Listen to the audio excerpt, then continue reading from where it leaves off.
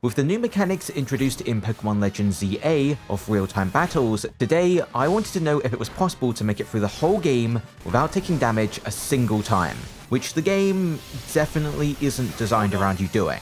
Anyway, the rules for this run are just if my Pokemon or my trainer takes damage, I will close my game and continue on from the last save point. If my Pokemon takes damage, it will be obvious because their HP will visually decrease, but for my trainer, it isn't that clear. So my rules for what I consider my trainer taking damage is anything that changes the outline of the screen to indicate damage, and I'm also counting any moves in battle that cause my trainer to stagger, like this, from getting hit from an attack in a trainer battle. For this challenge, I'm not going to use any online features, and finally, I'm considering the game beaten once I've caught Zygarde. Without further ado, let's begin our journey in Lumio City. So after getting jumped by Tawny into filming like a TikTok, a nefarious Pancham steals my bag, so I chase them down and come face to face with a trainer, and have to settle this with a battle. I now picked Tepig as my starter, and started the first battle of the game. This challenge was my first playthrough of the game, so at first here, I was just feeling out the controls and trying to get a hang of dodging attacks. What I learned here is staying locked onto an opponent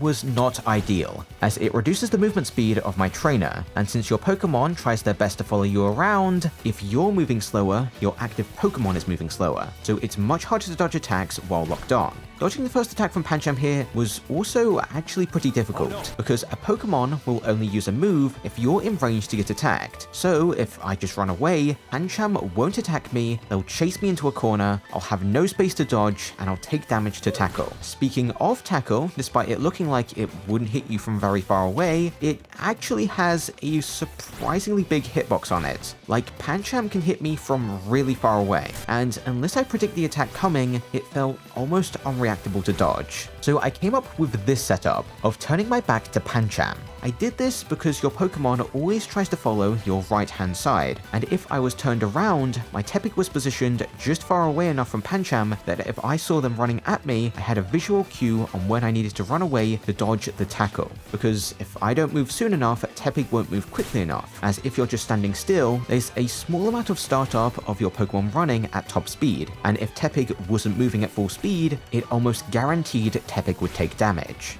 This fight was surprisingly difficult, but eventually I started to get the hang of positioning my trainer and Pokemon, and I got this attempt going. So first off, I ran towards Pancham to bait out tackle, and I countered with a tackle of my own. I now immediately ran up to Pancham, which will cause the AI to run away from me, which will give me more space to retreat and dodge more tackles. I can easily predict when they're going for tackle, as right after they attack, they will move one time, then another time, and shortly after this, they'll move into attack. So just after the second movement, I need to prepare by moving my trainer to accelerate Tepig into running speed. While I'm trying to bait out an attack, if my timing is off while running away, and Pancham doesn't immediately use tackle, I need to adjust the angle of my movement so Pancham can catch up, and use tackle while my Tepig is still running at full speed.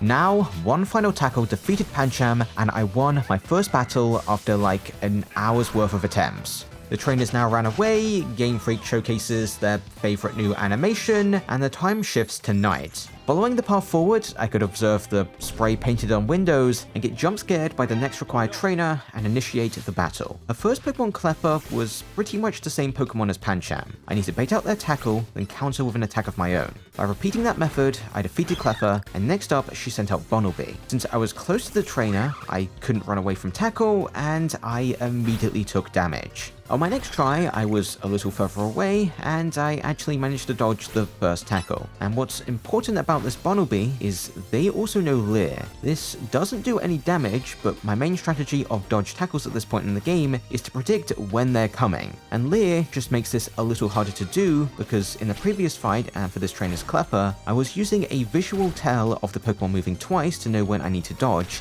and that doesn't help here. Eventually though, with some good dodges for Cleffa, I made it to Bunnelby, dodged the first tackle, countered with Ember, and retreated for Bunnelby's second tackle. Now, after a tackle from my Tepig, I dodged yet again, and an Ember into a tackle barely secured me the win. Now, I witnessed a Dragon Ball beam attack, and finally arrived at Hotel Z. Here, I picked up my room key from actually just a terrorist, and before sleeping, the game plays their favorite animation again. Upon waking up, I met Leader, joined Team MZ, and registered in the Z-A Royale, a tournament to decide the strongest trainer in Lumio City, and grant one wish to the winner, which will surely matter and won't basically be pointless. I now took a picture of my reaction to the game's graphics and initiated the first rival battle against Tawny. This fight is pretty tough, mainly because of the small square battle arena, so it's pretty hard to move around and dodge, especially if I'm forced near the edge of the arena where my Tepig stops following me. With a little effort though, I at least found a somewhat consistent strat to beat Chikorita. So first, I would run forward to try to bait out a tackle, then I would retreat to the bottom right and fire off an Ember. Then I would stand directly next to Chikorita and quickly retreat to dodge another tackle. Because of my specific movements, I forced Tawny and her Chikorita to move to the top of the arena, which gives me ample space to dodge Chikorita's third tackle. Next, I can land the killing blow, get forced into a cutscene, and have to face her Totodile, which is much harder, mainly because I don't actually deal much damage to her. Also, immediately before Tawny sends out Totodile, I need Tepig to stay away from Tawny because this cutscene stops me and my Tepig from moving, which means if I want to reach top speed again, I need to move. The problem is if I'm too close to Tawny, Totodile can just immediately attack and Tepig won't be fast enough to dodge the attack. Other than that, Totodile is tough just because it's pretty tanky. It takes a lot of hits to bring it down, and since I can only attack during tackle's cooldown, I have to dodge a lot of tackles. And if I don't do this perfectly, Totodile is slowly going to push me into a corner where I'll have no space to dodge. The small arena here makes it really tough. This battle took me over an hour to beat, and since I failed a lot, I eventually looked at my Tepig stats and realized that a minus attack nature was probably a reason why I was struggling. So I ended up replaying the intro of the game for a slightly better Tepig, and my first attempt with that new Tepig went pretty well. As expected, I dealt with Chikorita with ease. Then against Totodile, I managed to dodge and position very well with my trainer, so Tepig wasn't taking damage and I was keeping Tawny up against the wall, which gave me the space to easily dodge tackles, chip Totodile down, and despite getting pushed into the corner at the end, I managed to clutch out the win this time around. With Tawny defeated, I could finally leave Hotel Z and start to explore the vast world of tutorials this game has. Like the Pokémon Center one, then after that, the catching one. Once I caught 5 Pokémon, I now headed into the lab to meet the professor, and on the way out, I met Naveen. Now, I could finally take off my dumb jacket and do a little exploring and catching for more experience. Then, as instructed by Tawny, I returned to Hotel Z to wait for nighttime and started the first Z-A Royale nighttime segment. In general for this challenge, these sections are pretty easy since I can ambush trainers and start the fight with an advantage. Like against the first trainer here, I could easily engage with Rollout and beat her Bellsprout before it had a chance to attack back. The next trainer took a little more effort to beat. I actually had to bait out attacks and punish, but overall they weren't really a challenge. The third trainer was just an easy one-shot, and since now I had my challenger's ticket, it was time to head down to the taxi lot for the first rank-up match against driver Zach, which right now was a little too difficult, because his Slowpoke had the move Confusion, which is literally impossible to dodge with movement, so I needed to improve my team. At first, I just tried leveling up my Mareep into a Flaffy with experience candies, and then I attempted the battle again. On this attempt, I found that Protect was pretty useful, that I got from Mabel's research, and I also realized that I needed to grind, because my Flaffy could only beat Zach's first 2 Pokemon. It didn't stand a chance against his Pikachu, because of the move Quick Attack, that in this game makes a Pokemon quickly dash on top of you, which I can't dodge. To minimize the chances of Pikachu using this attack, I wanted a Pokemon that could take Pikachu down in a single attack. My Flaffy wasn't strong enough to do that. So I grinded experience candies by running around the area to find the sparkly points. With the candies, I managed to evolve my Abra into a Kadabra, letting it learn Confusion, and now I was prepared to attempt the fight once again. So at first here, I expected Slowpoke would use Tackle, but it didn't. Since Protect was now on cooldown, to dodge its actual tackle, I had to use another method, with just switching Pokemon to move out of attack range. By backing up here, I found an opportunity to switch Flappy back in and one-shot Slowpoke with Thundershock. Zach's second Pokemon, Pidgey, was a little easier. I just baited out a tackle and punished with Thundershock. After quickly switching in Kadabra, Zach sent out his final Pokemon, Pikachu. Predicting a quick attack, I could only really switch back to Flaffy, but Pikachu didn't let up, and swiftly used Quick Attack again, and I had to try again. Quick Attack, and by extension all of the priority moves in this game, are really hard to deal with. The moves have a low cooldown time, so enemy trainers can use them really frequently, and they're impossible to dodge with just movement. Because these moves come out really quick, I can't even react to them with Protect. I have to predict them coming. So next time against Pikachu, I predicted Quick Attack by immediately switching, then I reacted to Thundershock with Protect to block the hit, then I swiftly switched again predicting Quick Attack. Since Quick Attack and Thundershock were now on cooldown, it was safe for me to go for Confusion to one-shot Pikachu and rank up to rank Y. We now meet Emma, who has a permanent colon-free face, and Naruto runs for some reason. After that, we returned to Hotel Z, and on the next day, ventured out for Prism Tower. On the way there, Tawny casually says it's okay to jump off a building, and after a quick detour through Wild Area 2, I reached the tower, where now I had to run down to the Looker's Bureau. But on the way there, I encountered Ivor of the Fist of Justice, and had to battle one of his disciples, Josie. Her first Pokemon Machop was really easy. I just had to dodge a Rock Smash and punish with Confusion. Her Meditite was a little harder though, as it knew Confusion that I had to block with Protect. I then tried to quickly counter with Psycho Cut since it comes out pretty quick, but after this, Protect was on cooldown, so to dodge Meditite's next Confusion, I tried to teleport away, but I was too slow and took damage. Next time around, I expected Machop would immediately go for a status move like last time, so I could easily just immediately go for a Confusion to take it down. Against Meditite, I tried just immediately going for Confusion, which didn't work as it just resulted in me trading Confusions, so I had to reset. This time around, Meditite just used Work Up, so I immediately used Confusion to win me the battle. The Fist of Justice now left the area, I caught a few Pokemon in the nearby wild area, and I finally arrived at the detective agency. After being given the mission of help 3 guys, the tutorial was now officially over, and I can explore the world as I please.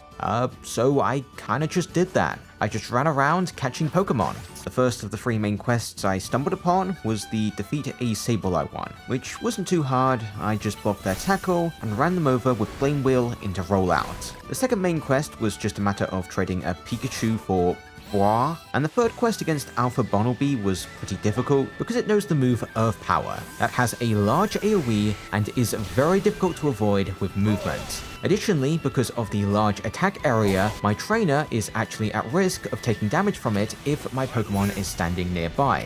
So my plan to not take damage here was to use a move's N-Lag to build up some distance between my trainer and Pokemon, so I didn't have to worry about Earth Power's AoE now. And with the usual protects and switches to avoid damage, I found opportunities to deal damage despite their high defense, and with a little effort, I managed to win. With all 3 missions complete, I could continue the story. But first, I wanted to loosely explore the city. So I ran around the city clockwise, caught Pokemon, and after about an hour and a half of scanning over the map for fast travel points, I finally returned to Looker's Bureau to continue the story, which led into a fight against Emma. This fight was pretty easy, because while I was exploring the city, I picked up the Psyshock TM from Mabel's research, which is really strong for this point in the game with 80 base power. So I easily one-shot Emma's Mareep, and then I waited for nighttime to continue the Z-A Royale. Like I explained before, the regular trainer battles here are pretty unnoteworthy, and they mostly just play out the same way of me getting the jump on a trainer to take out their first Pokemon, and then for the second Mon, I just bait out an attack and punish with a move that one-shots. Since these battles are usually very easy, and I can just pick out easy trainers if I want, I'm going to just skip over the challenges ticket part of the game for this video, so now it was time for the second rank up match against Yvonne. This battle was really easy, because her Pokemon never attacked me, so I just clicked Psyshock 3 times for an easy win. Now I had to return to Hotel Z, and after some dialogue, Naveen agreed to a battle where if he loses, he has to tell me a little about him for some reason. Anyway, the battle against Naveen is pretty tough because a lot of his Pokemon know the move Shadow Sneak, a long-range attack that comes up pretty quickly with a short cooldown. Luckily, his first Pokemon Spinarak wasn't all that hard, as I could just protect, bait out an X-Scissor, and punish with a powerful Psyshock. The difficulty in this fight mostly came from a Sableye. It has Shadow Sneak, and I cannot one-shot it with any Pokemon on my team. So I decided to look into my box and pull out Pidgeotto. With its normal typing, I no longer had to worry about Shadow Sneak, and I can still easily one-shot Spinarak with Aerial Ace. Since Pidgeot was immune to Shadow Sneak, his Sableye could only attack with Tackle, which I can easily avoid, and Takedown, a charge forward move which is a little harder to dodge. Fortunately, my Pidgeotto has a faster movement speed compared to some of my other Pokemon like Kadabra, so it's not too hard to move out of the way, and once Sableye uses Takedown, I need to quickly bait out Tackle and punish with Aerial Ace when Sableye uses Leer. By dodging Takedown and Tackle one more time, I could take Sableye down and face Naveen's final Pokemon, Scraggy. To beat this, I just needed to bait out a Rock Tomb and Power Up Punch, then I could swoop in and kill with Aerial Ace. After learning a little about Naveen, I had to collect a Challenger's ticket again, which was easy, and that set me up for my next rank up match against Zavi, who I can only assume just learnt the alphabet. Anyway, this is my first opponent with 4 Pokemon, and really, only one of the Pokemon on his team was a problem, because his team's gimmick is he likes to use spikes, which isn't going to damage me if I stay at a distance, and fire off Psyshock. Next up, he sent out his Kadabra that just sets up Reflect that I can overpower with another Psyshock, and Zavi's Roselia has the same gimmick as Venipede, so I can just use Psyshock to win. Now he sent out the scariest Pokemon on his team, Furfrou. This Pokemon has 4 attacks, Takedown and 4 Bite-style attacks. This moveset was annoying because it has Takedown to close the distance, so ranged attacks with long startup times are difficult to use, and once Furfrou is up close, its quick bite attacks leave no windows for me to counterattack with a melee move. With 4 moves, this Furfrou also has no downtime between its attacks, it will always be able to attack. The only plan I could come up with to beat this thing was to stay as far away from it as possible when it's sent out. Doing this gave me just enough time to charge up Psyshock while Furfrou was in the startup animation of Takedown. With the wrong timing and spacing, Furfrou would just trade blows with Kadabra, but with the right timing and spacing, I could fire off Psyshock before they fully charged in with Takedown and win the battle. With that fight finished, I ranked up yet again, and back at Hotel Z, I now picked up Leader's things and had to find her in the city for another battle. There is a little difficulty to this fight because she leads with Chloritza, a Pokemon that knows Aqua Jet, which functions basically identically to Quick Attack. It has a short cooldown, it's basically unreactable, and it can easily force a reset. In addition to this, Leader's team has many ranged water attacks, like Bubble Beam and Water Gun, which made it difficult to stay up close with Pidgeotto. So ultimately, the best plan I could come up with was to lead with Kadabra, use Protect to block Aqua Jet, and while Chloritza was charging up Bubble Beam, I could quickly strike with Psyshock to one-shot. In my experience, Leader's Vanillite always used either Taunt or Harden first, which always gave me a free opportunity to strike for a one-shot. Her final Pokemon Staryu was also pretty simple to defeat, as it usually used Harden so I could get some free damage in, and then move to the side to dodge Bubble Beam,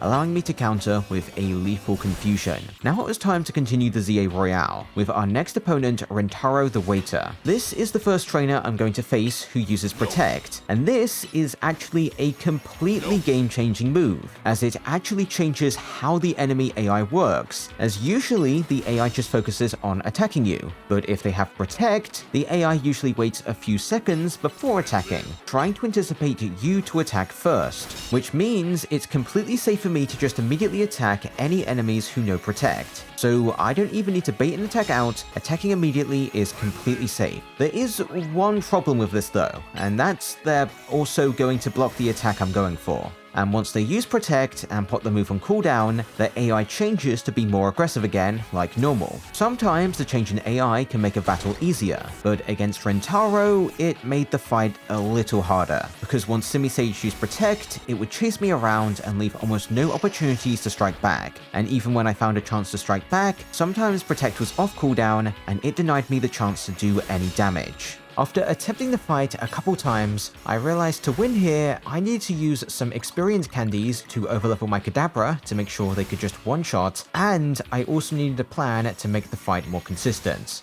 Okay, so the best I could come up with was to initially use Psyshock to burn Simisage's Protect, then I backed away to dodge Bite, and protected to block Vine Whip. Now, while Simisage charges up Magical Leaf, I can just one-shot with Psyshock. A similar plan works for his next two Pokemon too. Force them to use Protect immediately, then bait out Bite, and while they're charging up their next attack, I can punish with Psychic and easily defeat both of them. After gaining yet another rank, I left the restaurant, saw Zygarde, and gave chase by Emma's instructions. That leads into me getting thrown onto the roof and getting joined by Lucario to face the first Rogue Mega Evolved Pokemon, Absol. Okay, so usually these battles face you with a Pokemon with a close ranged attack, like in this case Slash, a ranged attack like Air Slash, and a special big AoE move like Absol's Dark Wave attack. In this fight, all of these attacks individually are easy to avoid. Slash can be avoided by backing away, since it comes out really late. I can just strafe away from Air Slash, and for the big telegraphed wave move, I just need to run away. The main problem with these attacks is finding a safe window to punish,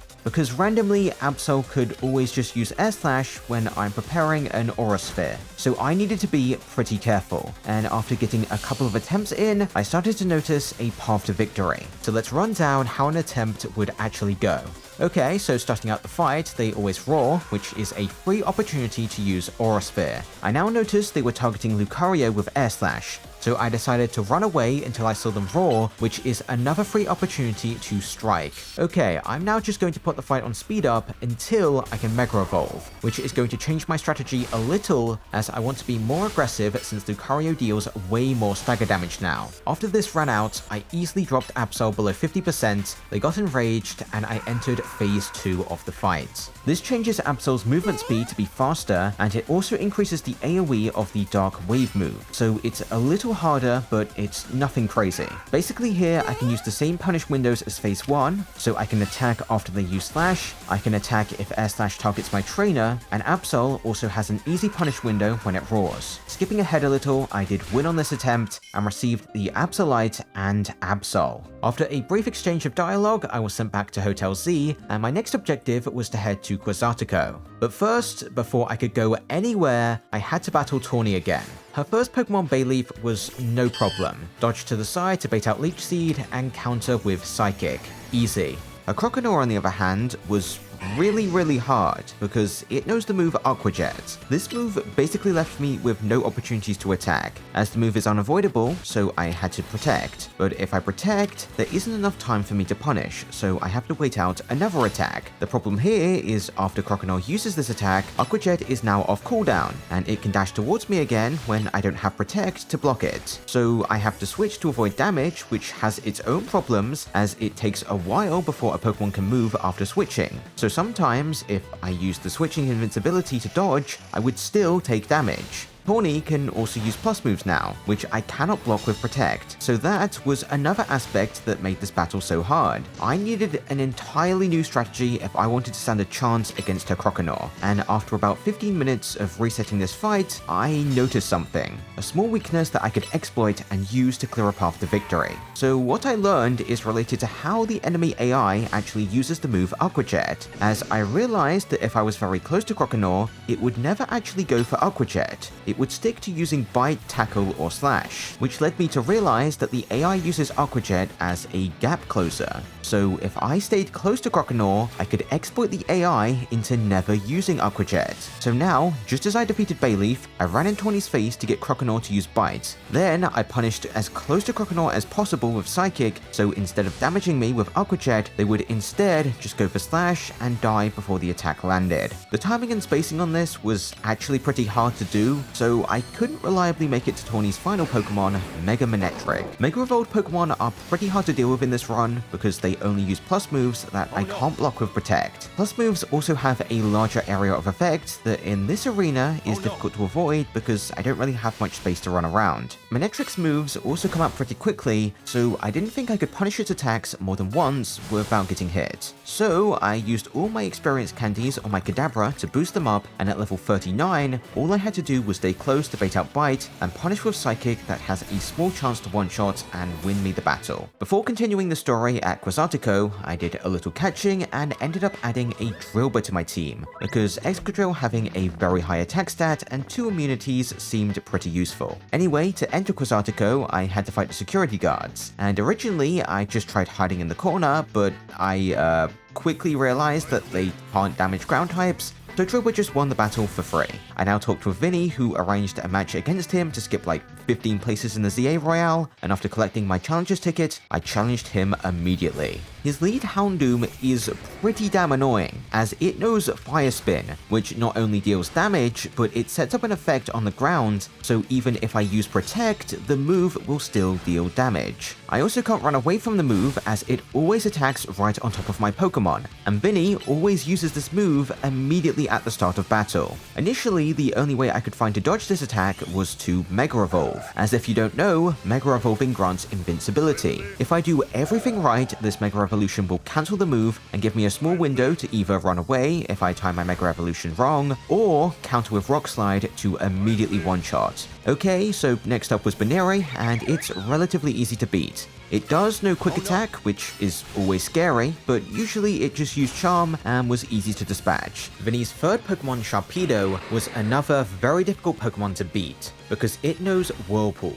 which is just Water-type Fire Spin. So Protect doesn't work, I can't dodge it with movement, and switching to dodge it is also really hard and requires a very specific timing. Since Sharpedo also knows Aqua Jet, I deem them to be too difficult, and I decided I should save my Mega Evolution's invincibility for them, and just figure out a new plan to beat Vinny's Houndoom. Which was, I led with my Pidgeotto, and moved to get Pidgeotto as close to Houndoom as possible before it attacked with Fire Spin. Then I used Protect to block the Fire Spin while my trainer quickly ran to the bottom left. Before Protect's invincibility ran out, I quickly switched to Absol in, and because I moved slightly towards Houndoom with Pidgeotto, just as I switch, Houndoom is going to attack Pidgeotto's old position with Fire Fang. I need this to happen to slow Houndoom down, as otherwise Houndoom is going to attack Absol before I can respond. Okay, so now Houndoom's Fire Spin and Fire Fang are on cooldown. It can only make a choice between using Bite or Roar. Depending on the option, I need to react differently. If I notice it use Roar, I need to quickly use Rock Slide to secure the KO, and if I notice it use Bite, I need to use Protect, and since all of Houndoom's damaging moves are now on cooldown, I can safely use Rock Slide to take it down.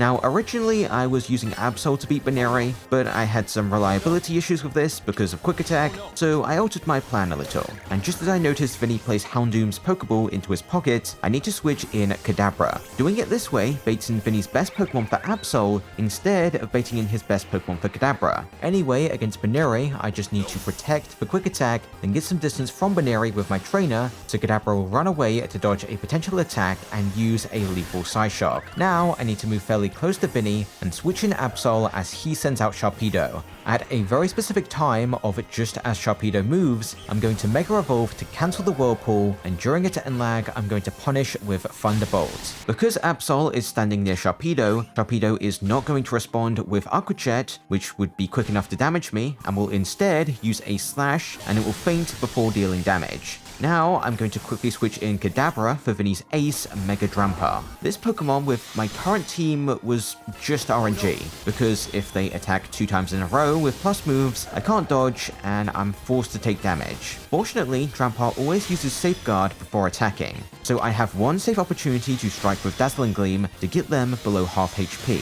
Now, Drampa will always attack, so I have to switch to dodge it, and next, Drampa can either attack or use Glare. If they attack, I will just lose, but if Drampa uses Glare, I have a free window to strike with Night Slash and end the battle. Now I shoot through the ranks all the way to rank F, and after seeing the game's favorite animation, I continued inside Quasartico to agree to help Vinny with the Rogue Mega Evolved Pokemon. After seeing an interesting new side of Naveen's character, I returned to Hotel Z to learn about the first batch of Rogue Mega Evolved Pokemon, with Slowbro, Camerupt, and Victory Bell. First up was Slowbro. During this battle, I'm actually joined by Tawny, which is actually important as during these battles, her team can never be wiped. Even if all of her Pokemon faint, she'll revive them and always have an active Pokemon dealing damage. So technically, an easy solution to most of these rogue Mega Evolved Pokemon is to just return my Pokemon and run around in a circle around the arena and patiently wait for my teammate to deal all the damage. The only problem with this is it takes a long time, so I never ended up doing this, and also teammates during these battles cannot land the killing blow.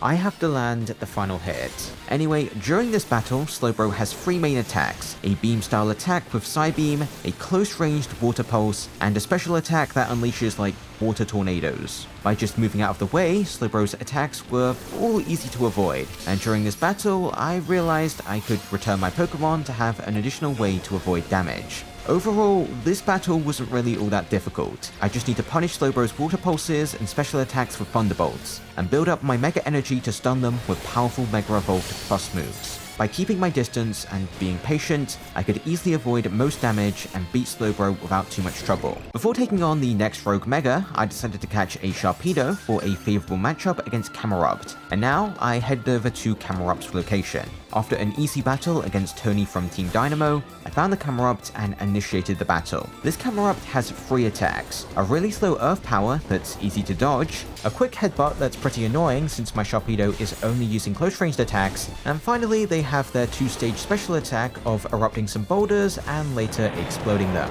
None of these attacks are particularly difficult to avoid, and I actually found a small AI exploit during this battle, which is if the AI decides to use its close ranged move, in this case Headbutt, if that attack's target is my trainer, I can just keep running away and firing off moves when I've built up some distance. If the enemy Pokemon is never in range to attack me, they'll just keep predictably running around and I'll have plenty of opportunities to safely deal damage. They will stop running though if I stagger them, stun them, or drop them below half health to enrage them. So it doesn't always work and is a little harder to do when they're enraged, since that makes the move slightly quicker. Overall, this was the easiest rogue battle yet. Camerupt's slow Earth powers were easy to punish, and with the movement exploit I had a pretty easy time dealing damage if they chose to use Headbutt. Their special eruption attack wasn't hard to avoid, so without too much effort, I brought the Pokemon down and collected another Mega Crystal. The final rogue Mega Evolved Pokemon I had to face was Victory Bell.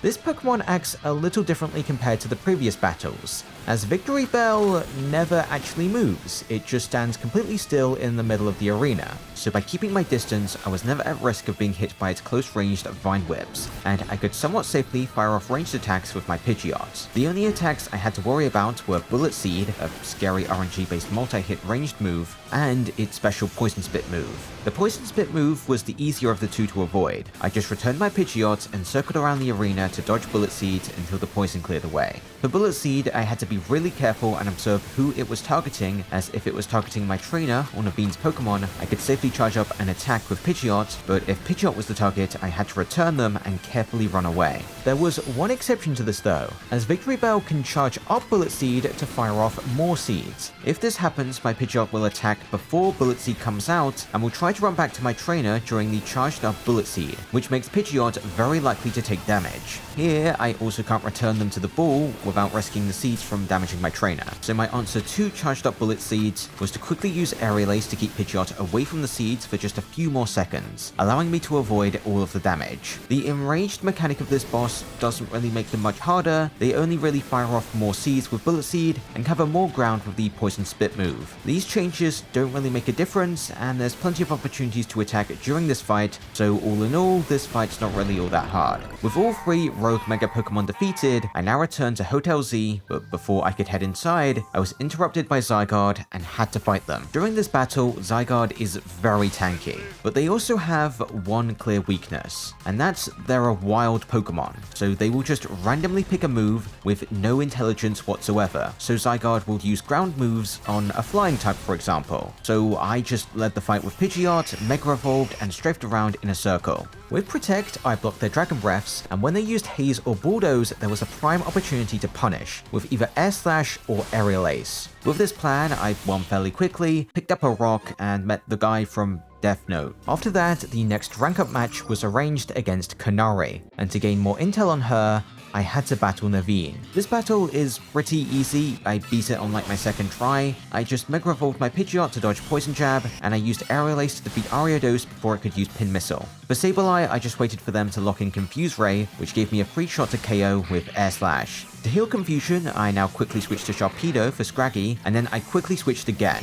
Now, I just used Aerial Ace for an easy win. With Naveen's information, I now had to head to Kanari's quiz contest, where I learned the quiz splits into 3 sections. For the first one, I had to answer some true or false questions, so I just followed around the NPC that looked like they'd be relevant later. Then for section 2, I just had to pick up a special Lumiose Galette, and the third section faced me against a trainer. On this fight, I actually learned a new strategy that I can use if I'm really overleveled, and the Pokemon I'm facing has no quick moves. To execute this plan, I basically need to stand really close to an enemy trainer as a Pokemon comes out, and mash a move that comes out quickly, like Night Slash. If I one-shot here, I can just immediately take them down without having to dodge, so it's way easier to do this, and it made this battle a complete joke. With him defeated, I got my opportunity for a promotion match and headed straight for Rancine Construction. Before meeting Kanari, I first had to take on Tarragon. His lead Hippowdon was pretty easy to beat as it knows Stealth Rock, and if the AI knows Stealth Rock, they usually just immediately use it, which gives me a window to strike. One Psychic wasn't enough to bring this thing down though, so I had to block a Crunch, and the second I saw Hippowdon use Amisha, I dealt the finishing blow with Psyshock.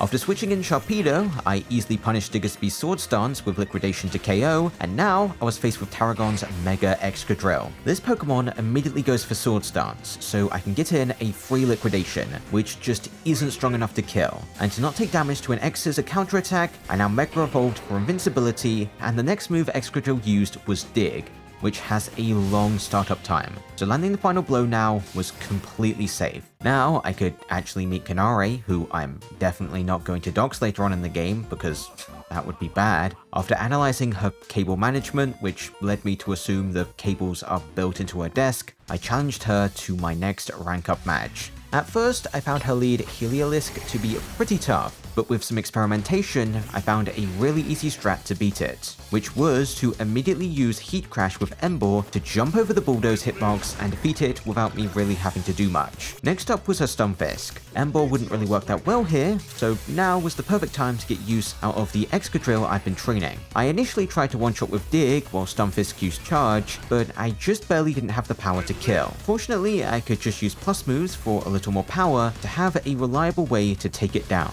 Ampharos is where her team got a lot trickier, as it immediately goes for Cotton Guard to boost defense, so I couldn't defeat it in one shot. This thing also has 2 attacks with a long range, which are hard to avoid, with Dragon Pulse and Power Gem. Because of plus moves, Protect wasn't a good option here. Switching also isn't really a reliable option because these moves last a long time, that a switch can't always block the damage. So my plan to win here was to use a plus move Bulldoze to reduce Ampharos' speed while it buffed defense. Then, while it was facing away from my trainer, I switched to dodge Dragon Pulse. Because Ampharos' speed was lowered, I had just enough time to switch again to dodge Discharge, and with Power Gem's large end lag, I had the time to switch again and use Dig to safely defeat them. Kanari's final Pokemon, Electros, was actually a challenge, because its plus moves have huge hitboxes, so they're really hard to dodge with just movement. And I also can't block them with Protect. Luckily, Electros had a clear weakness, in that it can only deal damage to Excadrill with Crunch, so my best bet was to stay at a very specific range to try to bait out an Eerie Impulse, then use Dig to dodge Crunch, and since Electros had no attacks to use anymore, I could safely follow up with Bulldoze to win me the battle and rank me up to rank E. After a little gamer girl rage, I left for Hotel Z and learned of 3 more Rogue Mega Evolved Pokemon I had to deal with. On the way to Beedrill, I finally unlocked the Double Jump, which I feel like you should probably get sooner, and with its help to do a little parkour, I found Beedrill and started the battle. This Beedrill is the first Rogue Mega Evolved Pokemon I'm going to face with 4 moves. The first one is Lunge to teleport on top of me and attack with a delay, then they have a close-ranged Poison Jab, next a special attack that functions similarly to Victory Bell's Bullet Seeds, and finally this raw move which summons Kakuna. The first 3 moves moves are all easy to dodge, with obvious telegraphs and big punish windows, but that doesn't matter if the Kakuna are around to cover for Beedrill.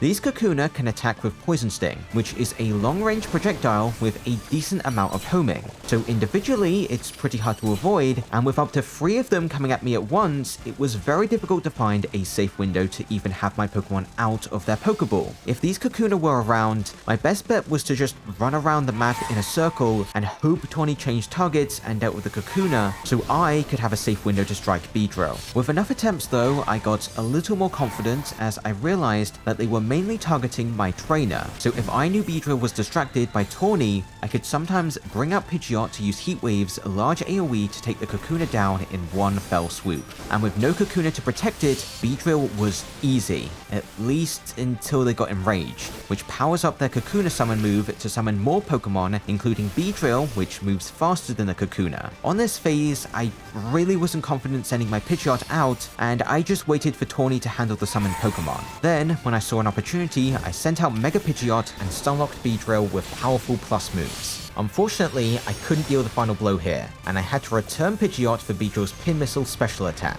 Immediately following this, Beedrill summoned more Pokemon, and I thought I could just wait for Tawny to deal the killing blow. But this is where I realized that that doesn't work. I actually have to do that myself. So I ran around for like a minute while Tawny defeated the Kakuna and Beedrill, which gave me a window to end the battle. Next up, I decided to battle Bayonets, and their gimmick of summoning copies was really annoying, as when they summoned their clones, I really couldn't find a safe window to strike with all the attacks coming at me at once. Luckily, I figured out a plan that made the fight mostly trivial. So what I did is I returned my Pokemon and I just ran around dodging attacks with my trainer, patiently waiting for their special attack, where all of their clones teleport and attack you one by one.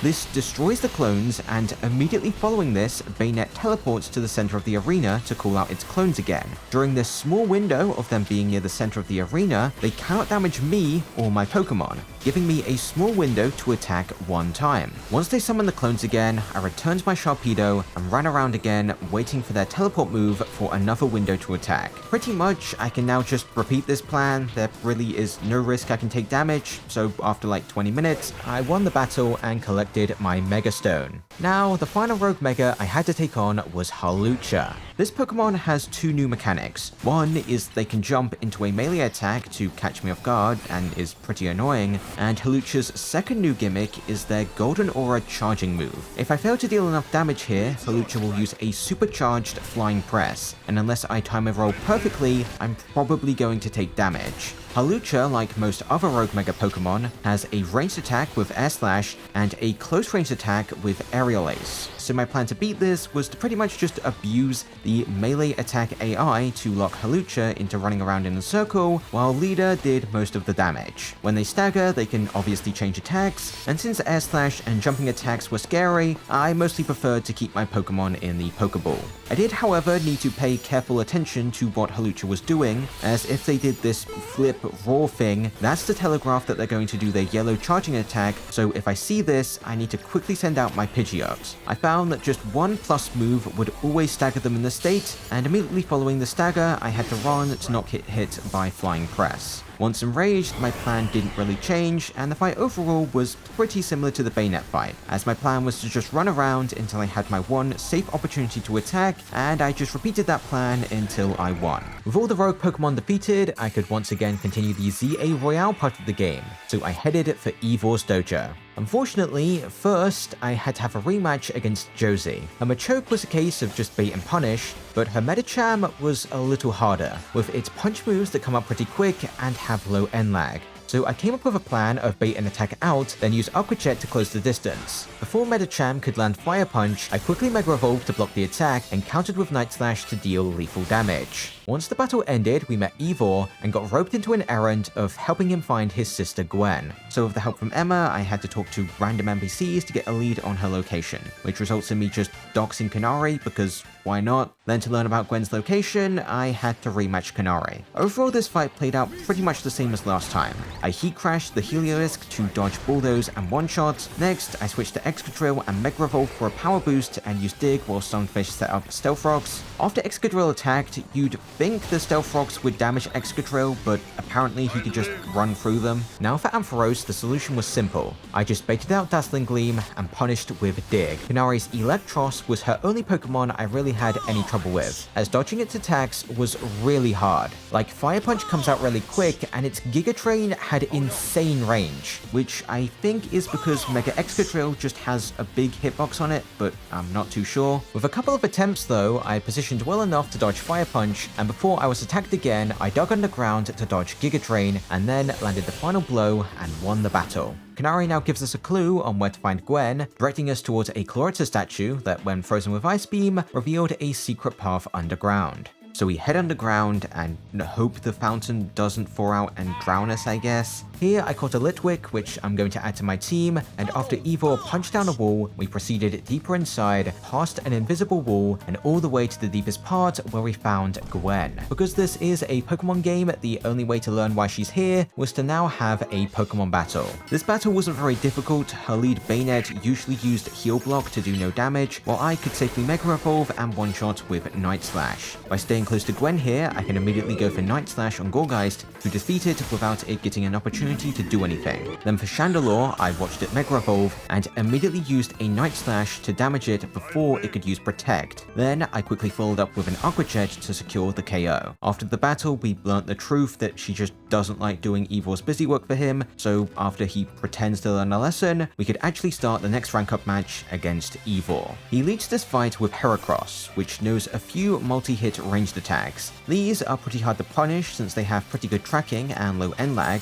so I Mega Evolved to block Rock Blast, and immediately following this I found that Ivor usually used Brick Break, and during its end lag I had a small window to KO with Air Slash. I had a little trouble with Ivor's Medicham at first, with its quick elemental punches, but I quickly figured out a plan of just immediately going for Hurricane, as this Medicham knows Protect, which makes the AI less aggressive, so I had the time to charge up a Hurricane to get a little damage in.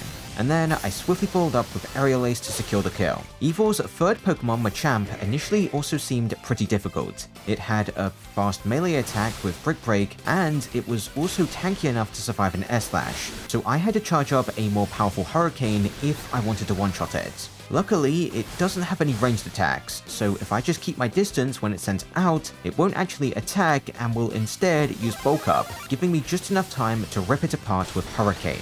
Now, down to his final Pokemon, Ivor sent out Phalanx and Mega Evolved it. This Pokemon wasn't easy to beat in a fair fight. Plus move Rock Slide was way too big, and Phalanx's attacks had no easy punish windows. But its status move, No Retreat, was easily punishable. Unfortunately, it wouldn't use this move consistently, so it took a little bit of good RNG for me to get Phalanx to use No Retreat, which gave Pidgeot a window to charge up a powerful Hurricane and win me the match, ranking me up to rank D. Now, after a night's rest, we learn that Tawny has borrowed money from the Lumiose Mafia, the Rust Syndicate, and the interest on the loan is incredibly high, so we have to go to their base to strike a deal. But to do that, I had to fight two trainers, and after changing my team around a little, I started the first battle against a regular grunt. This battle was easy. His Garbodor just exploded to deal no damage, and his Lyron went for Metal Sound, giving me the time to use Dig to one-shot. The second battle faced me against a higher-up member, Philippe. His lead Steelix always started the battle setting up Stealth Rock, and because of its immense physical bulk, my Excadrill couldn't one-shot with Dig, which left me open to take damage. So I decided to use my experience candies to level up Litwick and evolve it into Chandelure. With Chandelure's massive special attack, I could now easily defeat Steelix by just using Flamethrower, while it did very little by setting up Stealth Rocks. Philippe's Caesar could have presented some problems with its lightning-fast bullet punches. Fortunately, if I was far away enough, it just used Swords Dance, and was open to a 4 times effective attack from Chandelure. Philippe's Mega Skarmory was also pretty tough to beat. The hardest part about it was dodging a Drill Run. After that, I had to bait out Night Slash and counter with a plus move Flamethrower before Steel Wing came out. Philippe now gives us the Heal Touch and invites us inside the Rust Syndicate base to talk with the boss, Corbeau. Here we learned that Tawny got in debt set to make a TikTok, and with a little discussing, we accepted Corbeau's offer to be his goon for a while to pay back Tawny's interest. Then he said a funny reference, we left the building and returned to Hotel Z to learn about the next 3 rogue Mega Evolved Pokemon. First up was Mega Mawile, who I'd say is one of the easier rogue battles. Mawile has 3 attacks, a close range Crunch, a long range Gap Closer with Play Rough, and a special attack where they fire off blue balls that explode. I had a little trouble with the special attack at first, but I eventually realized that if you just hold back as far away from Mawile as possible, this attack can't really damage you. The rest of the fight was really just a case of me exploiting Mawile's slow movement speed, as it was pretty easy to get them stuck running in a circle, not attacking, while my Chandelure and Tawny's Manectric could attack for free. When enraged, doing this was a little harder, but by spamming rolls for the faster movement speed, I still had safe opportunities to attack, and overall, this fight was pretty easy. On the way to Ampharos, I was followed by Gwen, and had to battle her to proceed up the teleporter. Like the last time I fought her, I really could just turn my brain off and spam Night Slashes to one-shot her mons before they could do anything. The only exception to this was her Mega Chandelure, which could take 1 hit, but since it used Calm Mind, I could just attack again and win the battle with ease. Now I could climb along the rooftops to reach the rogue Mega Ampharos. This battle's another pretty easy one. Ampharos's regular moves with Breaking Swipe and Dragon Pulse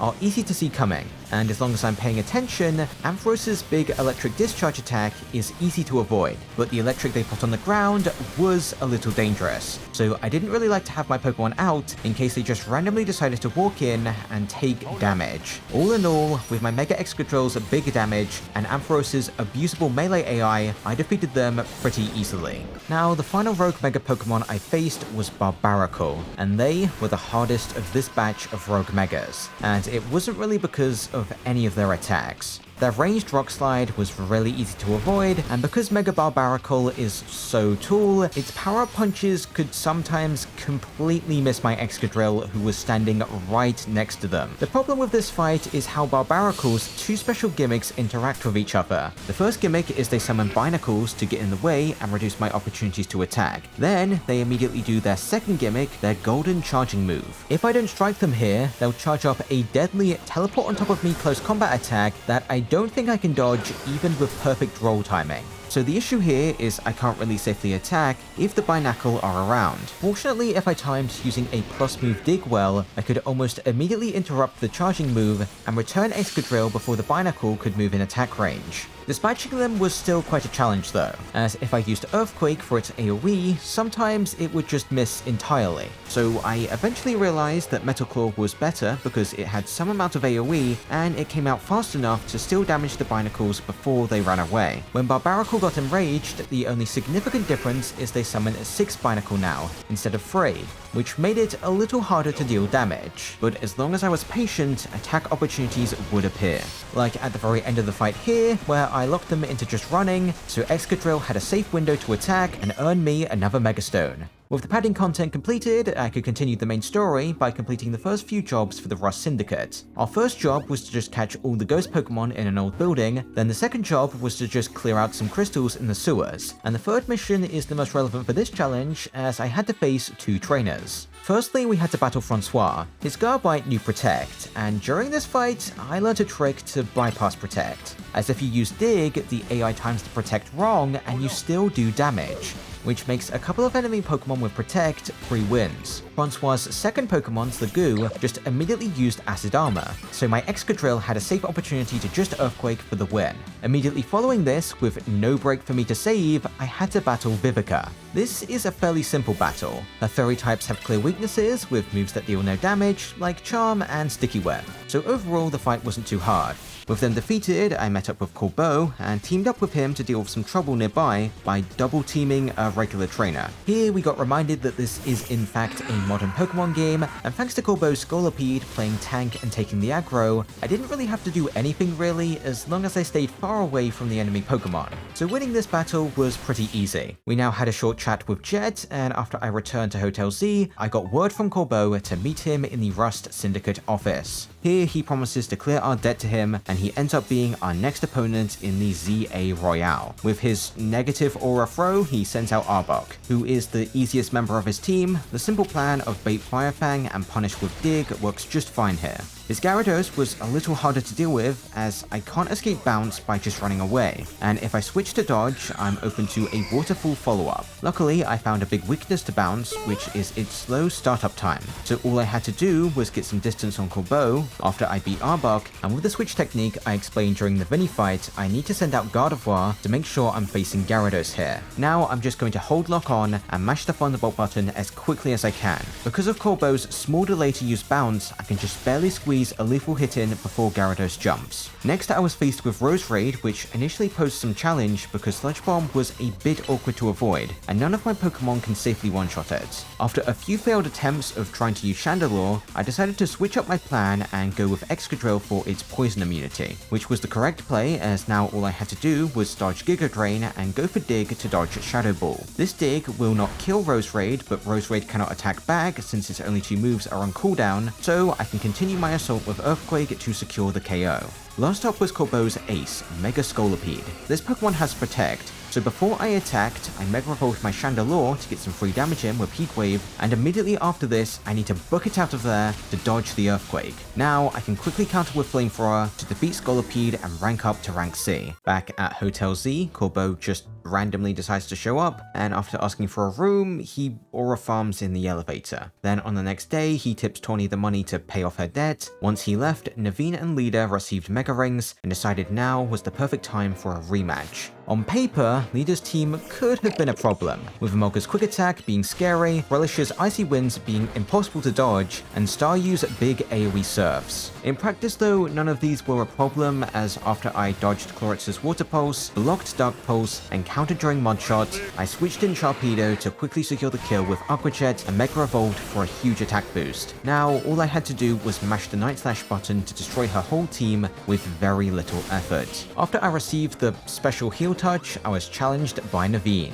His first 2 Pokemon were really easy. Ariados opened the battle with Sticky Web, giving me the time to fire off a powerful Psychic, and similarly, if I kept my distance from Sableye, it couldn't attack me in time, so I could safely one-shot with Moonblast. Naveen's Crocodile is where things got a little more complicated, as it knows Sand Tomb, which functions the same way as Fire Spin that I had a lot of trouble with when I faced Vinny. Fortunately, because I fought Vinny, I already know a reliable solution to this move, which is to perfectly time a Mega Evolution to cancel the attack, and when they're in Sand Tomb's end lag, I cleanly disposed of them with Moonblast. Mega Scrafty was also simple to beat. I just kept my distance before it was sent out, then I mashed the Moonblast button, and if my spacing and timing are good, this will one-shot before Scrafty can use Power-Up Punch. Because Lida was hungry, we had a short break at a cafe, and here we got interrupted and told we're invited to join a tournament at Hotel Riches Me. First, we had to get some clothes, for some reason, which required me to showcase Mega Evolution by completely destroying this girl's floor chest. I now arrived at the hotel, took a seat, talked with the Yuri girls, and finally met the diva, Jacinth, who arranged the whole tournament. But, a tournament arc sounds boring, so we just left and had a strategy meeting at Hotel Z. After Obsessive Stalker Rich Girl was weird, I had to fight another 3 Rogue Mega Evolved Pokemon. First off, I encountered Frostlass. This was one of the easiest Rogue Megas I faced in the whole game. Their attacks are just really slow. Like, it takes like 4 seconds for Icy Wind to come out, and it's not really very accurate. Will-O-Wisp was also really slow, and the special big Icicle attack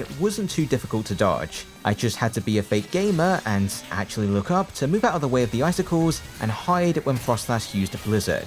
Because their attacks are really slow, once I Mega Evolved Chandelure, I pretty much just permanently stun-locked them out of attacking. They didn't really have the time to charge up an attack, so I wasn't at risk of taking damage, and I won fairly quickly. After Stalker Lady teleports behind me, I ventured off towards the next Rogue Mega Pokemon, Venusaur. This was probably the hardest Rogue Mega to beat in this entire challenge. Their normal moves were quite annoying, with its melee attack Power Whip, which can be used in combination with a big frog jump to completely catch me off guard, and if this happened, it would usually result in me losing. Then, Venusaur also knows Bullet Seed, which is hard to make my Pokemon avoid, so if I saw it coming, I either had to take a risk and use an attack to keep my Chandelure away, or just return it to be extra safe. While those two attacks could catch me off guard, they're not the main reason this fight is hard, as when Venusaur loses about 20% of its health, it uses its special attack. That right now isn't a problem. They just plant down a few spiky bramble that can do a little damage if you stay near them. The major problem is if you don't destroy these brambles in time,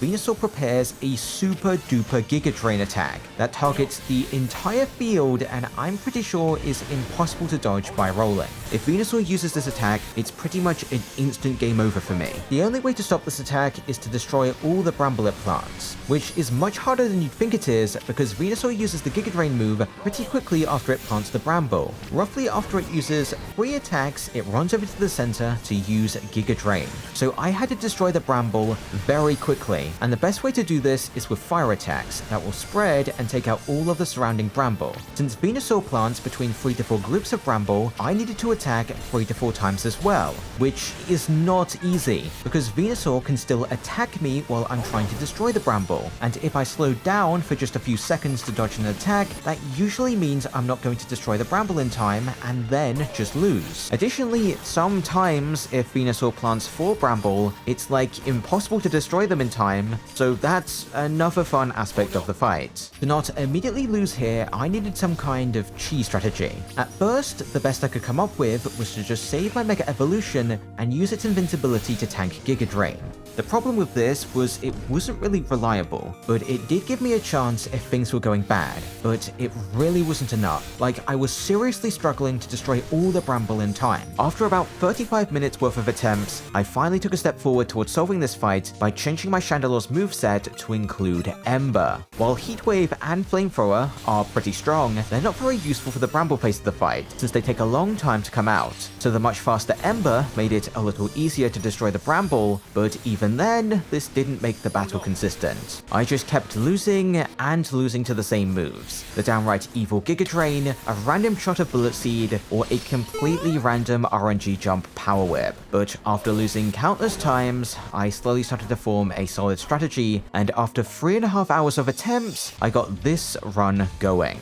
Okay, so at the start of the fight, I can be pretty aggressive, as it takes a while for Venusaur to attack, and usually it targets Tawny at first. After staggering them 1 time, I picked up the Mega Energy, and now I was the target, so I had to very quickly return Chandelure, dodge out of the way, and immediately bring Chandelure back out again. Unfortunately, Venusaur used Bullet Seed again, so I had to play defensive, but after Tawny stunned them, I had a small window to strike. But after this, they ran to the center of the arena to use the dreaded Bramble Plant move, and followed up by chasing me around, which was exactly what I wanted, because if I just keep running away, Venusaur will literally never do anything. They won't attack, they won't use their big Giga Drain move, and during this specific phase of the fight, they can't be staggered or stunned. So I realized that right now, I can just keep running away, and when I have some space built up, I can use attacks to not only burn down all of the bramble, but slowly chip Venusaur down.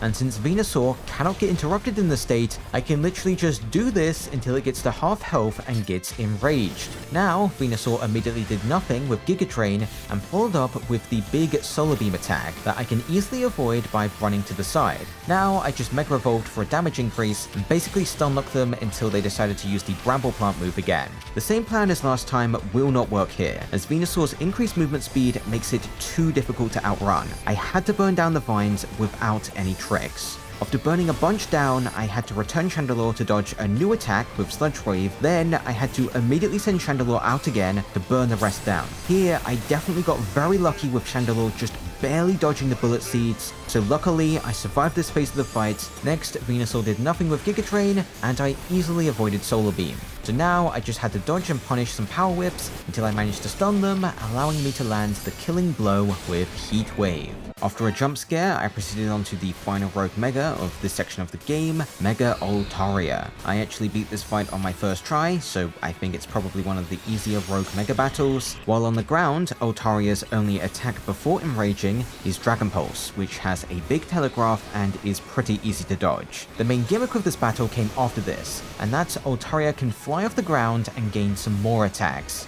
like Moonblast, which is way too slow to even remotely be threatening, and a special big tornado attack, where a big tornado slowly moves towards you and Altaria gradually whirls up even more smaller tornadoes that come after you faster. As long as my Gardevoir was in the Pokeball, dodging this was pretty straightforward. Because my damage was really good, I quickly dropped them below half health, where they gain one new attack, Brave Bird, and the special tornado attack is slightly more aggressive, but I still had no problems dodging it. And from here, I had no problems winning. We now got subtly threatened by Jacinth again and returned to Hotel Z, where Jacinth traps us in her special zone because I didn't attend her tournament, and to escape I have to battle 3 trainers consecutively with no break to save. So if I take damage on the final trainer, I'll have to mash through all of the dialogue again and battle the first 2 trainers again. Fortunately, the normal trainers were pretty easy. For the first one, I could just safely go for Flamethrower to one-shot Mawile since it never attacked immediately, and for this trainer's second Pokemon, I had to focus a little more to win, since I had to bait out 2 attacks with Play Rough that I had to protect and Dazzling Gleam that I can just run away from. Now, while they use Metal Sound, I can just charge up a Dig and switch my cursor on the bottom left to Gardevoir to win me the battle and set me up for the next battle, as now I'll immediately send out Gardevoir. Here, I just need to bait out Brutal Swing and counter with Moonblast. Then, since Shelgon always initially used Focus Energy, Gardevoir could just Moonblast again to move me on to the only battle here that could pose a challenge, against Luban. Okay, so she leads with Noidburn, which I can easily handle with the old Bait and Punish strat. After I Mega Evolved, the next Pokemon I faced was her Garchomp, which posed no challenge, as it's guaranteed to just use Swords Dance so I can freely kill with Moonblast. Tyrantrum was the first Pokemon that was a little annoying, but with some practice, Gardevoir moved out of the way and blew the thing up with Moonblast. Now, I quickly switched to Excadrill for her Mega Dragalge, and because this Pokemon knows Protect, I can safely just go for Dig in its face, and because the AI can't block Dig, I just won for free. After the battle, we sort out the misunderstanding and learn of the strange deal Luban made, where because she lost a Pokemon battle to Jacinth, she has been cursed into the maid outfit for 1,000 years, and the same might happen to me, so I better be careful considering Jacinth was my next Z-A Royale opponent. Okay, after finding my first Legend Z-A Shiny, I now arrived at the hotel for the tournament, and to have my rank up match, I'll have to win my way to the top, starting with my first opponent, Kanari. This fight is pretty similar with our last encounter with her, but since I've benched Emboar, I needed a new plan for her Heliolisk, which was as simple as just bait out Bulldoze and use Dig to kill. Like the last time I fought Kanari, her Stunfisk always used Stealth Rocks first, and unlike last time, I actually had some trouble with my Mega Excadrill's larger hitbox, because Excadrill was taking damage while escaping Stealth Rocks, so I had to change my plan slightly and wait for Stunfisk to move away. Then, after I dodged the Mudshot, I could go for Dig to defeat them. The same strat as last time worked for Ampharos, bait out Dazzling Gleam, and quickly use Dig to win. Down to her last Pokemon, Kanari now Mega Evolved Electros, and this time around, it was much easier to defeat, as Liquidation seemed to have a smaller hitbox compared to Fire Punch, so evading it was easy, and a Dig defeated it in one shot. Moving up in the tournament brackets, I was now faced with Ivor. His team was basically the same as last time, but I had a trained up Gardevoir now, so it should be a little easier. For his Heracross, I couldn't immediately attack, and I just had to dodge Mega Horn, then Rock Blast, and finally Aerial Ace. Now I can let loose Moonblast and interrupt Heracross before Mega Horn connects. Next up, he sent out Medicham, this knows Protect, so I had to wait a few seconds to bait out an Ice Punch, then I could sneak in a Moonblast to KO. Machamp was solved the same way as last time, then for Lynx I found to be much easier, as I merely had to bait out Iron Head, which has a small hitbox, and counter with a Mega Evolve boosted Moonblast. With Ivor defeated, I was now onto the semi-finals against Corbeau. Now, I've been saying that these battles play out almost the exact same way as when I fought them last, but like for this one, I actually just did the same steps as before. Dig Arbok, Thunderbolt Gyarados, use Excadrill for Rose Raid, and I tried to experiment a little on Scolipede by trying to use Gardevoir, but dodging plus move Gunk Shot was kind of hard, so I just did the same strat as last time and ended the battle with Flamethrower. Now, before I could continue to battle Jacinth, Zygarde and L showed up somehow, and I had to rematch Zygarde, this time in its 50% form. For this battle, I decided to lead with Gardevoir, and I almost immediately noticed a problem with Zygarde's new move, Lansra, which has a huge AoE. If my trainer is near my Pokemon, they're going to take damage. So I need to get some distance away from Gardevoir so I can protect safely without worry. The only way I can get away from Gardevoir is to lock her into a move and move away while she executes the attack. attack. With some distance built up, the fight was now basically just pure RNG. Zygarde's moves don't have a cooldown, so it will just randomly pick whatever move it wants. Its 2 dragon moves will obviously have no effect on Gardevoir, so I don't even have to worry about those. And before using Crunch, Zygarde stands still for like 2 seconds, so it's really easy to dodge. So the only problematic move is Lance Wrath, since I can't dodge it. I can only block this move with Protect and Mega Evolution, so if Zygarde decides to use Lance Wrath multiple times in a row, I'm almost certainly going to lose. So basically, winning this fight was just a matter of me getting lucky, and after like 15 minutes of attempts, I gradually brought Zygarde down, and finally, there was only one opponent left for me to face. The diva herself, Jassim. She leads the battle with Carbink, and I lead with my Excadrill. At first, I immediately noticed Carbink used Stealth Rocks, and I tried to punish with Dig, and that wasn't enough to bring it down, and I took damage. Next time, I just used a plus move, which was just barely able to one-shot. Her second Pokemon Mawile was pretty simple to defeat, as it has this really slow startup animation on running for some reason, so it was easy to bait out Fire Fang and quickly use Dig to kill. Jassim's third Pokemon was a Gardevoir who knew Calm Mind, so I could just stay in its face and dispatch it with ease with Iron Head, and next I was faced with Aurorus. Since this Pokemon knew Protect, I was certain it wouldn't attack, so I just used Metal Claw to burn the Protect, and while Aurorus was in Protect's end lag, I could quickly strike with a 4 times effective Iron Head to eliminate Aurorus and knock Jassim down to her last Pokemon. After Mega Evolving my own Excadrill, she sent out Clefable, and immediately Mega Evolved it into this funny guy. Defeating it was simple, as it knew Protect, so I could just use Iron Head for free and quickly follow up with Metal Claw to take the diva down and rank up to rank B.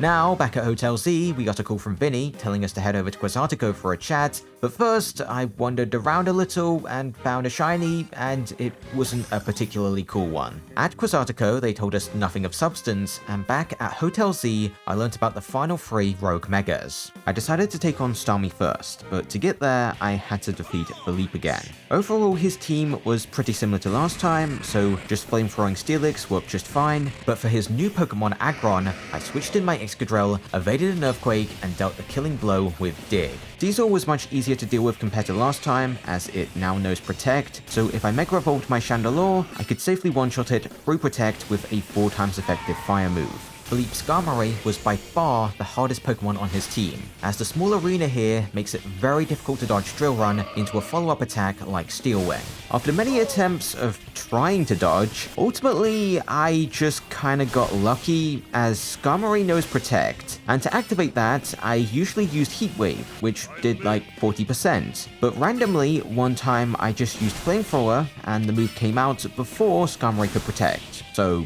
I just won, and it was pretty cool. Once I said bye to Philippe, I climbed down to Starmie, received the special Heal Touch, and entered battle. This one's kind of easy. My Sharpedo with 3 quick dark moves just deals really good damage, so it's pretty easy to stunlock Starmie. Despite this, their surprisingly fast Send Headbutts occasionally caught me off guard, along with their big jump Aqua Jets. Their special attack was also really simple to dodge, and there really isn't much more to say about this one. My damage is just really good, and while playing aggressive is a little risky, it did lead me to victory after like 20 minutes of attempts. Another battle I don't really have much to say about is Mega Tyranitar, because I beat this fight on my first try. Tyranitar's crunches never caught me off guard, and its rock slides were way too slow to pose a threat. I will admit though, I definitely got a little lucky dodging its Sand Tomb special attack. The subsequent Stone Edges weren't anything special, and on phase 2 of the fight, I just had to run around in a circle until its Sandstorm calmed down. With my Halucha's massive 4 times effective blows, my damage was just incredible here,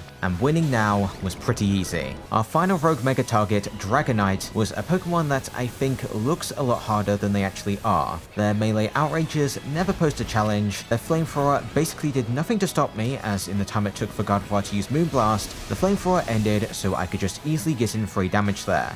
Dragonite's special attack does look scary, but in practice, it's not really that hard to dodge if you're paying attention. With my Mega Gardevoir's great damage, and I'll quickly stun Dragonite and drop them below half health before they attacked again. Once enraged, they did the Hurricane attack again, but with a small twist, as while the Hurricane was active, Dragonite started to do a yellow charge-up attack. Fortunately, there was just enough time for me to run away to get some distance on the Hurricane and use Dazzling Gleam to cancel the supercharged attack. Dragonite Fortnite now just used Hyper Beam, which I easily dodged, and once it returned to the ground, I pretty much just unlocked it with powerful Mega Evolve boosted fairy moves and finished it off. With all the Mega Pokemon quelled, it was time to find my mysterious next ZA Royale opponent, Grisham. To find a lead on him, I had to go talk to Emma, and to get her information, I had to beat her in a Pokemon battle. Overall, her team actually took a little thinking to beat because of her lead, Ampharos, who always set up Light Screen.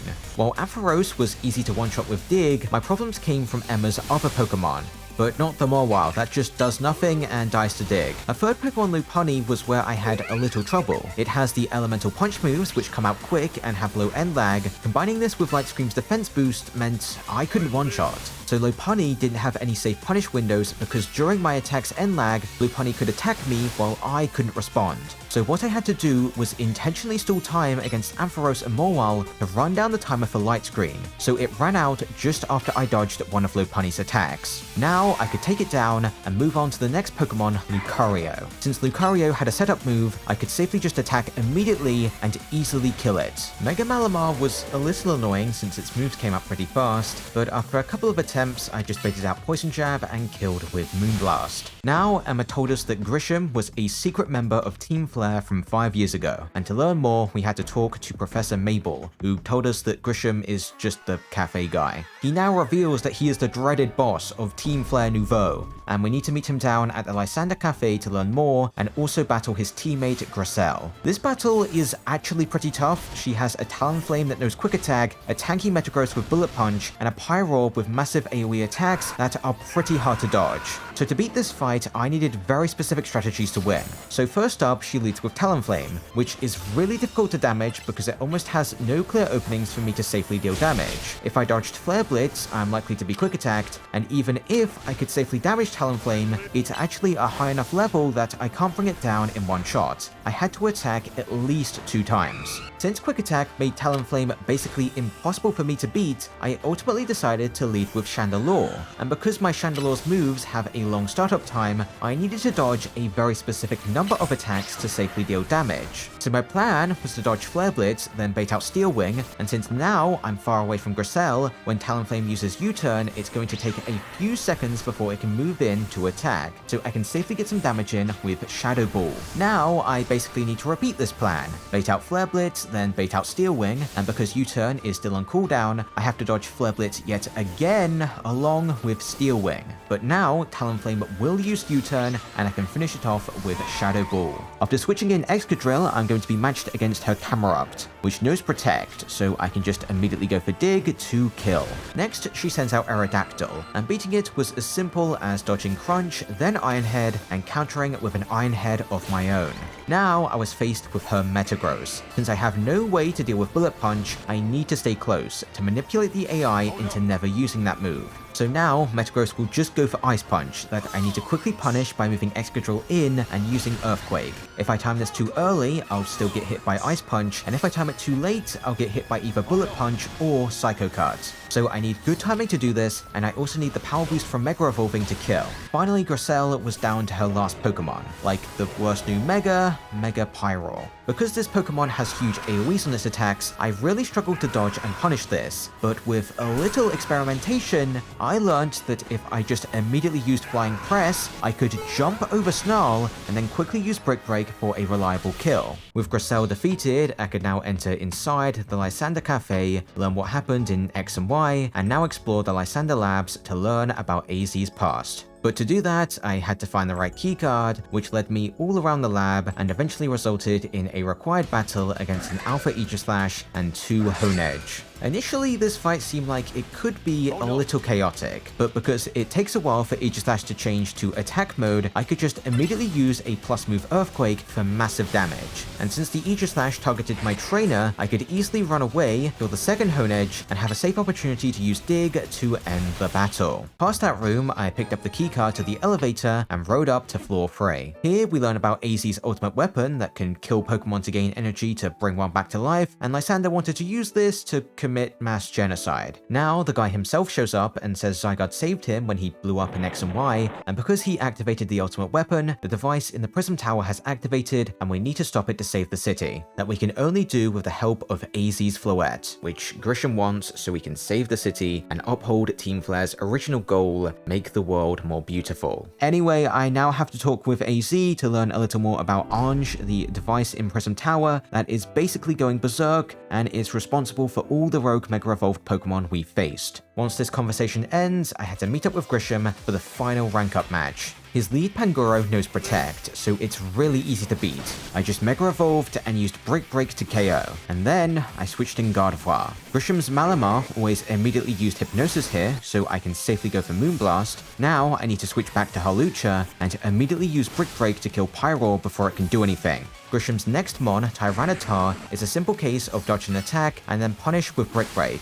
and the same plan also worked for Salamence, as it died to a plus move Moonblast. Before Grisham sent out his last Pokemon, I switched in Excadrill, and luckily now the battle was a free win, because his Mega Charizard X knows Protect, so I can just use Dig and kill it really easily. Now, I finally reached rank A, and during the night, Prism Tower changed color, indicating an excessive amount of Mega Power and a warning Ange Mega Rogue, so I had to head on over. But before we could save the city from a crisis, we had to determine the strongest Mega Evolution user for Floette by battling Tawny one last time. Her lead Meowstic was actually really annoying because it likes to set up screens to protect the rest of Tawny's team.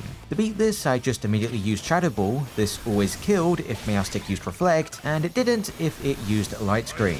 So in that situation, I then had to dodge 2 attacks to have a safe window to secure the KO. Goodra is where the screens are really annoying, because it's really bulky, so I can't one-shot it. Additionally, Goodra knows Toxic, which I can't avoid with movement. So eventually, I ended up using my Excadrill here, so I didn't have to worry about that. My plan to beat this thing was to just dodge Surf, then charge up Dig to avoid Draco Meteor. Then I pretty much just repeated the plan again, and with Protect to block a third Surf, I secured the kill with Iron Head. Tawny's Avalugg was actually surprisingly annoying, despite it knowing Protect. This is mainly because Icicle Crash is pretty hard to avoid. Its targeting is really good, and Gardevoir can't easily avoid it. Also, Stone Edge was sometimes pretty scary too. But on this run, I just got lucky and avoided Icicle Crash and dealt the killing blow. Tawny's Meganium was a Pokemon I struggled with a little because initially I didn't one-shot with Mega Gardevoir. Eventually, I found out Chandelure could do the job just fine, and as long as I immediately switch, I don't have to worry about Leech Seed doing any damage. Onto Tawny's Manectric, this knows Protect, so I can immediately kill it with Dig.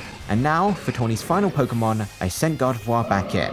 Tawny now used Mega Evolution to make whatever this abomination is. With a simple bait and punish, I defeated Tawny and won the battle, which actually has no consequences, as despite losing, she still Mega Evolves Floette to head to the center of the Prism Tower to calm down Ange, and she also films a TikTok for some reason. Unfortunately, this doesn't work, and the tower completely transforms and goes berserk. After walking closer to the tower, we get a call from Tawny telling us where to find Zygarde, but before we could do that, we got ambushed by 2 Mega Evolved Pokemon and entered battle. These battles at the end of the game are very chaotic. The Mega Pokemon we face have really high defense, and I don't really stand a chance in a fair fight.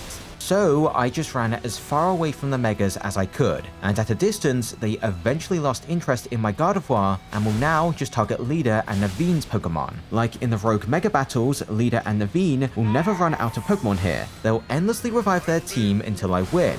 So I don't actually have to do anything here. I can just camp in the corner and wait until they win the battle for me. But that was a little boring, so I did sneak in an attack or 2 to speed the battle up. Once that was over, we had a meeting and was joined by all of the previous significant characters who are going to support us on our way to Zygarde. And the first 2 we teamed up with were Gwen and Eivor to face 3 scary Mega Pokemon. Like the previous battle, I just ran away and tried to get Kangaskhan and Garchomp to lose aggro. It took a while to do this, but after Garchomp used Dragon Rush, they lost all interest in me, and now I pretty much just waited for Eivor and Gwen to defeat the 3 Megas. Once this battle ended, the game played their favorite animation, we left Gwen to die, and we continued along until we reached a dead end. To proceed, Eivor now punched down a bridge, And after this animation plays again, I met up with Team Dynamo to face 2 more Megas while being supported by Kanare. This is probably the hardest one of the battles for this section of the game. Mega Blastoise's Hydro Pumps shoot from really far away, and Kanare by herself isn't very good at taking aggro. So Steelix literally followed me around for like 3 minutes while I circled around the arena. Eventually I got hit by a stray Hydro Pump and had to try again.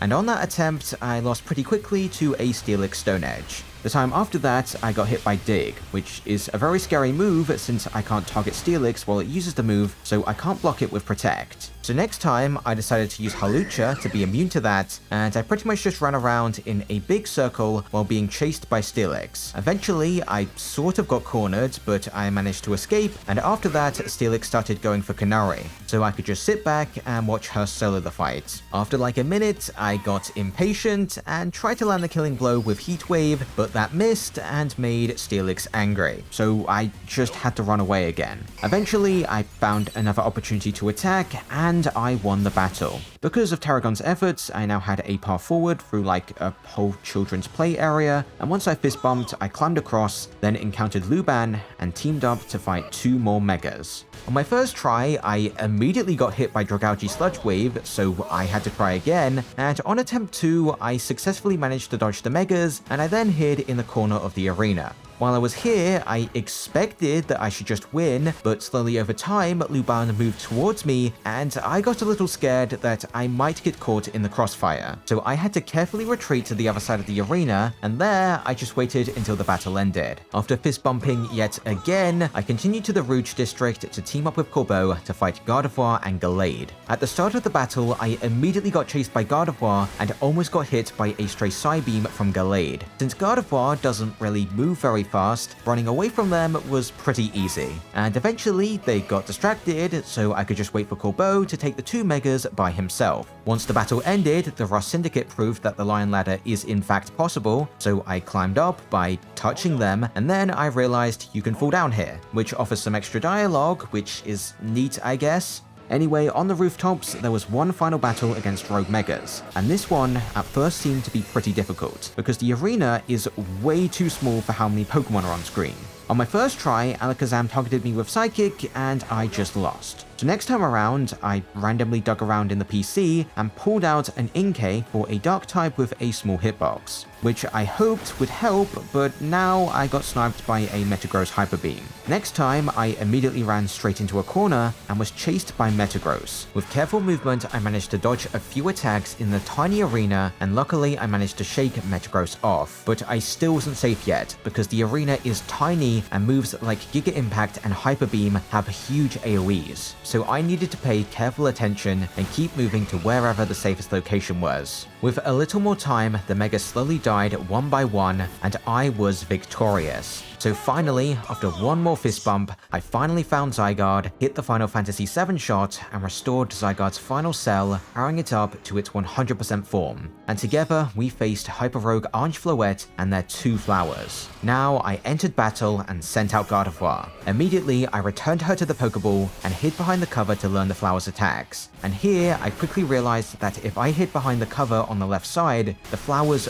would not be able to damage me. So I could safely fire off Psychics with there being no risk of me taking damage. After like a minute, the blue flower retreated, and I moved towards the cover towards the right to safely handle the red flower. Once they were defeated, I could send Zygarde up to deal big damage with 1000 arrows and move on to phase 2 of the fight. During this phase, Orange Floette uses 2 additional attacks: Light of Ruin, which I can block by standing below Zygarde, and this Poison Mist attack, which doesn't have very good targeting, and by staying behind cover, it would never connect on Gardevoir, and I could safely attack just like phase 1. In not all that much time at all, I defeated the 2 flowers again and used another 1000 arrows with Zygarde, dropping Floette to 1/3 HP, and initiating the final phase of the battle. That's way harder than the previous 2, because the flowers gain 2 more attacks. One that does nothing with this giant Poison Cloud move, and another that's really annoying, this Roar into a big AoE blast. This move comes out really fast, it's really accurate, and both flowers can use the attack. To avoid avoid the attack, I basically need my Gardevoir in a Pokeball, and I need to be running at full speed to escape the blast. Because of this attack, my old strategy of hiding behind cover wouldn't work anymore. This one move forced me to actually engage with the fight.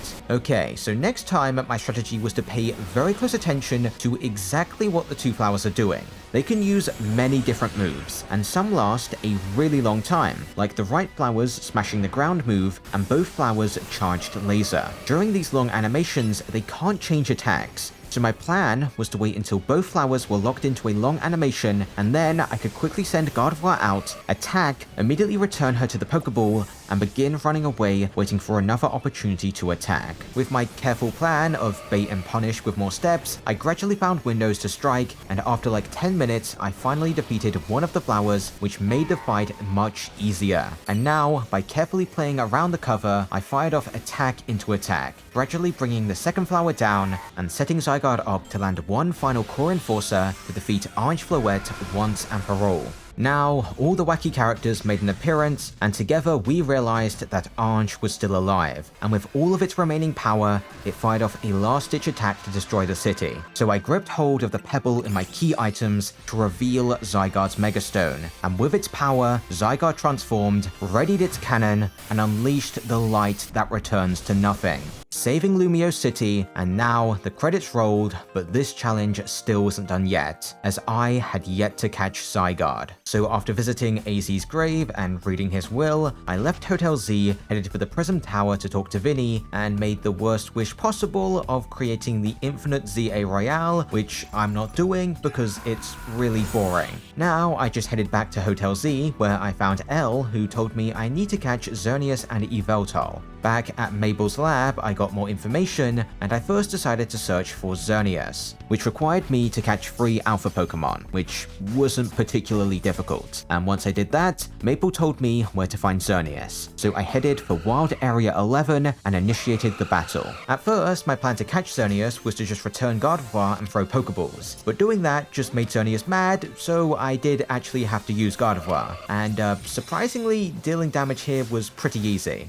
Xerneas' Horn Leeches were very slow, and more often than not, Xerneas just spammed Geomancy, which doesn't do any damage. After enough time had passed, I could throw more balls, and here I came up with a new strategy, which was to attack with Gardevoir, and immediately, if I noticed Xerneas is going to use an attack, I would throw a Pokeball to interrupt them. Unfortunately, at first, I didn't pull this off very well, so I had to reset. Next time around, this plan gave me some free damage, and I managed to catch Xerneas without any trouble. Next, I inquired about Yveltal at Nouveau Cafe, which led me to Quasartico to rematch some of the previous Rogue Megas in a battle simulation. These battles are just way easier versions of the original fights. My damage output is just way higher, and I can easily stun lock them. I'm just going to skip over these battles because they're easy. I beat them all on my first try, and I've already explained the general strategy I used to beat them. Anyway, now I heard Yveltal was on the rooftops of the Rouge district, so I ran over there, found Yveltal, and entered battle. This battle is harder than the Xerneas one because Yveltal actually attacks, and Oblivion Wing comes out pretty fast. So the use Moonblast and quickly throw Pokeball strat doesn't work very well here. But eventually, I just got lucky, and after punishing a Hurricane, I threw a ball and caught it. Now, I tried to return to Hotel Z, but Elle appeared, requested a battle, and so the final trainer battle of this challenge began. Elle, with his Naruto eye, leads the battle with Pyroar, which has one clear weakness. It always opens the battle with Flamethrower, a move with lots of end lag. So if I just moved out of the way, I could counter with Dig and take it down.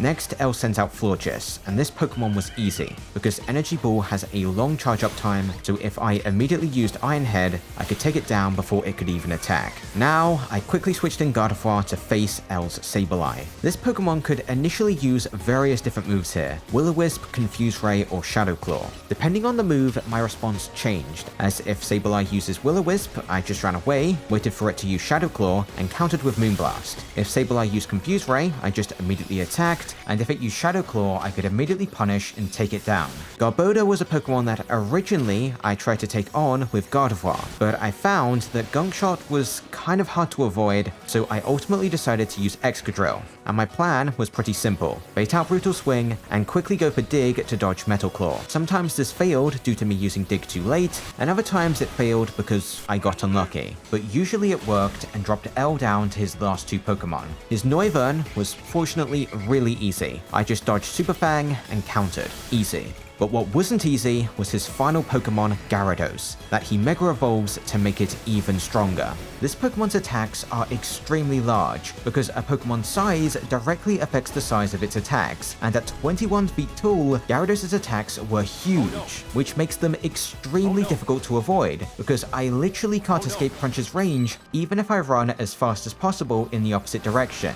Every time I tried, it would still always connect. Crunch also comes out very fast, so there was no room to attack before Gyarados. No matter what I tried here, or how many times I tried, my Gardevoir just couldn't avoid this attack. She just couldn't build the speed up to run away in time because of L's Mega Evolution animation bringing me to a halt. Changing Pokemon wasn't even an answer here. I had to use Mega Gardevoir because it was the only Pokemon I had that could bring Gyarados down in a single attack, and a Pokemon that didn't one-shot would just immediately be countered, and generally speaking, I would not stand a chance in a sustained fight. So I had to find a weakness, something I could abuse to find a path to victory. And after about an hour's worth of attempts, I realized that the move Waterfall was the key to my victory. Usually, this move is too big for me to avoid, and also, Lysander usually doesn't even use this move. But sometimes, I noticed if I was far away, he would use this move. Since I can't possibly avoid this attack because it's too big, I need to move towards his Gyarados, and just at the last moment, time a Mega Evolution to block the attack with its invincibility.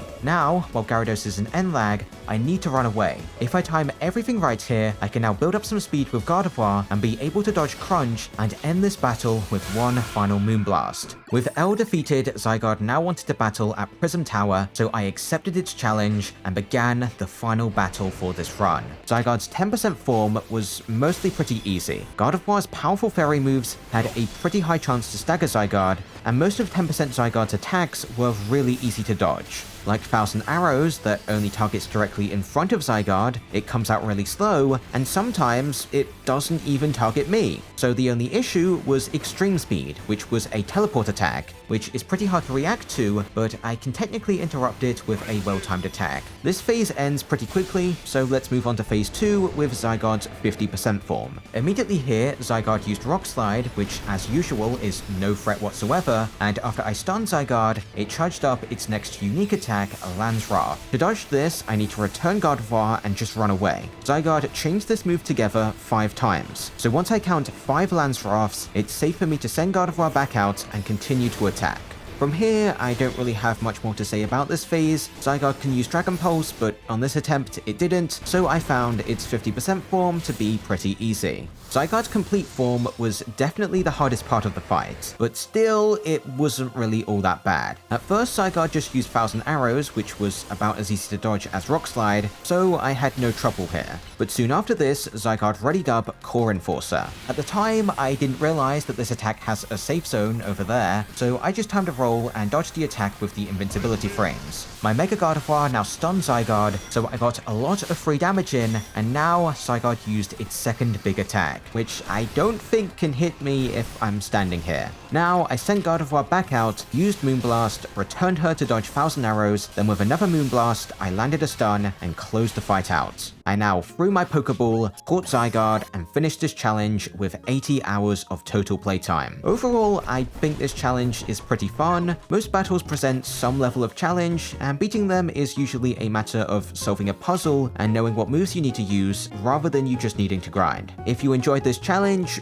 please like the video, and if you're wondering why I haven't uploaded in like 4 months, it's because I've been working on a really long Pokemon video, so subscribe if you want to watch that. Bye.